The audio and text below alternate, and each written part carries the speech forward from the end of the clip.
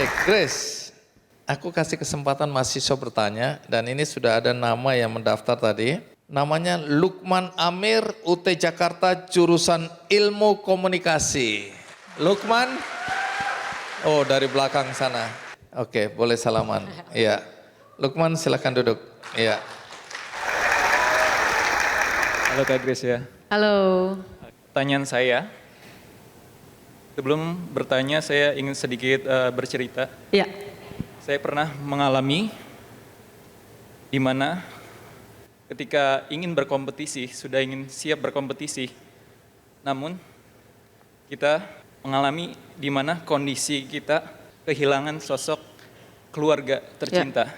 Sama seperti Kak Gracia, kehilangan kakak kandung. Ya. Pada saat itu ketika Kak Gracia ingin berlaga, dan di saat itu juga Kak Gracia kehilangan sosok kakak kandung tercinta, saya juga merasakan beberapa minggu lalu, saya sudah siap ingin berkompetisi di ajang Duta Pariwisata. Ya. Namun beberapa minggu lalu juga saya kehilangan sosok ayah tercinta saya. Dan pertanyaan saya, bagaimana Kak Gracia bisa terus maju dan terus berpikir untuk mempersembahkan kemenangan di saat Kak Gracia mengalami kondisi Kak Gracia membutuhkan dukungan. Terima kasih. Terima kasih. Wah, sebelumnya turut berduka cita Lukman atas kepergian ayahnya dan saya tahu itu hal yang tidak gampang buat kita yang mengalaminya dan it's okay Lukman.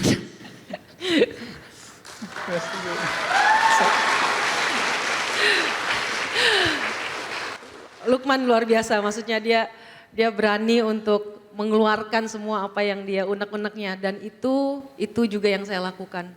Karena ketika kita lagi bersedih seperti ini memang gak ada cara lain untuk kita, ada orang-orang terdekat yang kita percaya yang bisa dengerin unek-unek kita.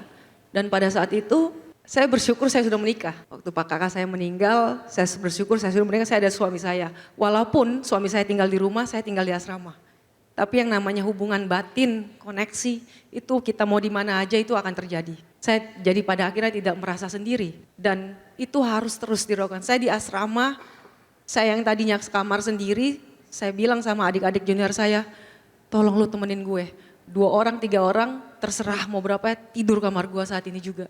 Itu baru pertama kali selama saya sebagai senior di asrama, saya butuh pertolongan orang lain yang walaupun teman saya atau junior saya mereka nggak bisa bilang, mereka mungkin takut kali tidur sama saya gitu, temenin saya, bahkan ngomong aja takut. Tapi kali itu saya butuh pertolongan untuk supaya saya tetap waras. Karena saya butuh itu. Dan apa yang Lukman sampaikan pada saat ini, percaya deh itu akan melegakan kamu. Percaya banget bahwa memang kita tuh butuh orang lain dalam kehidupan kita. Gitu. Selain saya butuh teman, saya butuh Tuhan. Pada akhirnya tiap hari saya bilang Tuhan, saya berdoa saat ini saya lepasin kakak saya lepasin papa saya lepasin semua orang-orang yang saya cintai dan pergi dengan tenang. Hal itu yang saya lakukan setiap hari dalam kehidupan saya sehingga ketika saya bertanding, saya kadang dengan berduka, tetapi waktu saya jalanin pertandingan saya, adrenalin yang saya sangat fokus dalam pertandingan itu yang membawa saya bisa waras pada saat bertanding. Pada akhirnya ketika saya menjalani hari demi hari, pertandingan demi pertandingan, dan akhirnya saya bisa jadi juara, nah itu yang mungkin Lukman dan teman-teman bisa mempraktekkan bahwa kita butuh orang lain dan kita butuh Tuhan. Untuk supaya kita bisa waras dan menjalani kehidupan kita sehari-hari. Baik. Terima kasih. Kita berikan aplaus. Terima kasih Kak Grace. Sama-sama. Ya. Lukman, kami semua ikut berduka ya. Tapi tetap salaman dulu, tetap semangat ya.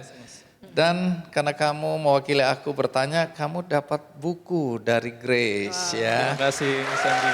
Bukan cuma dapat buku, tapi bukunya ditandatangani langsung oleh Grace. Terima kasih Mas Andi.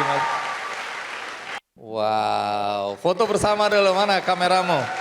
Dibuka supaya kelihatan bahwa ditandatangani oleh Grace. 1, 2, 3. Oke. Makasih ya. Kita berikan aplaus untuk Lukman Amir.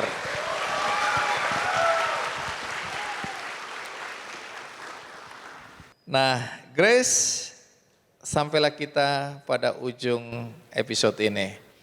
Mungkin kamu berdiri di sini, Grace, sampaikan apa yang menurut kamu penting untuk disampaikan kepada anak-anak muda atau siapapun, nggak harus anak muda ya, yang menonton acara ini. Grace mau duduk di situ atau berdiri di sini? Oh boleh sih, saya Berdiri. jadi take over Bang Andi. Iya.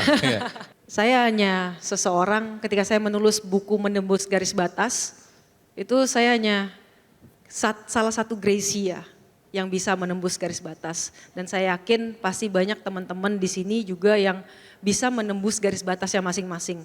Batas kan itu pasti akan ada pencapaian pribadi apa yang kalian inginkan dalam personal life atau dalam karir, dalam studi. Itu kalian yang targetin. Tapi ketika kalian tahu, udah punya clarity to vision, udah punya ada komitmen dan kegigihan yang dijalanin, ada support system, tapi satu lagi nilai nih Bang, di dalam perjalanan yang saya tidak ingin menggurui, tapi saya ingin membagi bahwa ada unseen hands, tangan-tangan yang kadang-kadang tuh kita nggak terlihat yang nolong-nolong kita gitu. Pada akhirnya berterima kasih dengan orang-orang tangan-tangan yang tidak terlihat yang membantu saya mencapai setiap kesuksesan itu.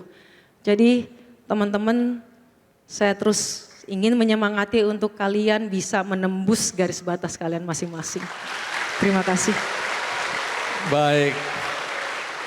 Dan teman-teman, ini tadi baru ngobrol sama Grace. Grace, ini sudah ada di toko buku. Ya, sudah ada di toko buku dan di online juga menembusgarisbatas.com. Baik, dan yang menarik, siapapun yang membeli buku ini otomatis menjadi bagian dari gerakan menembus garis batas. Ya. Karena royalti dari buku ini kamu mau berikan kepada Sekolah-sekolah di pelosok-pelosok daerah, perpustakaan daerah, guru-guru di Indonesia, sampai ke pelosok daerah gitu. Jadi memang charity program. Jadi kalau mau berbuat baik, ya silakan juga membeli buku ini ya. Saya terinspirasi dari Bang Andi yang punya benihbaik.com. Jadi kita sama-sama untuk bisa menyebarkan kebaikan atau prestasi anak bangsa yang bisa ditularkan kepada anak bangsa Indonesia gitu. Menuju Indonesia Emas 2045. Dan kita bisa berkolaborasi semua ya. Iya. Baik. Seperti biasa Grace, saya juga ingin mengajak siapapun untuk berbuat baik. Tapi bagi Anda yang tadi ya tidak menonton dari awal, jangan khawatir karena ada tayangan ulangnya di metrotvnews.com. Juga ada cuplikannya di channel YouTube Kick Andy Show. Dan bagi Anda yang ingin berbuat baik, Anda bisa membantu Edi Rustaman, seorang mantan atlet difabel dari Sukabumi, Jawa Barat yang kini berprofesi menjadi juru parkir. Ya. Usia Edi saat ini menginjak 72 tahun. Sekarang dia sebatang kara karena istrinya meninggal, tidak ada anak, dan dia terlahir dengan hanya satu tangan, ya dia hanya punya tangan kiri. Nah Edi ini tidak punya tangan kanan, dia hanya tangan kiri.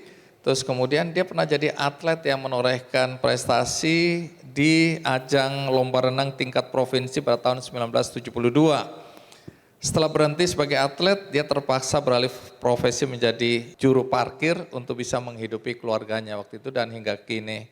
Nah bagi Anda yang ingin berbuat baik untuk Edi, ya, Anda bisa membantu dengan mengklik benihbaik.com dan di situ ada penggalangan dana dengan judul Bantu Mantan Atlet Sukabumi yang jadi juru parkir agar tetap bisa bertahan hidup. Semoga informasi ini menggerakkan hati Anda untuk juga berbuat baik bagi sesama. Dan akhirnya teman-teman semua dan siapapun yang menonton acara ini, semoga episode kali ini dengan cerita Grace ya dalam proses untuk mencapai puncak prestasinya bisa menginspirasi kita semua. Sampai jumpa.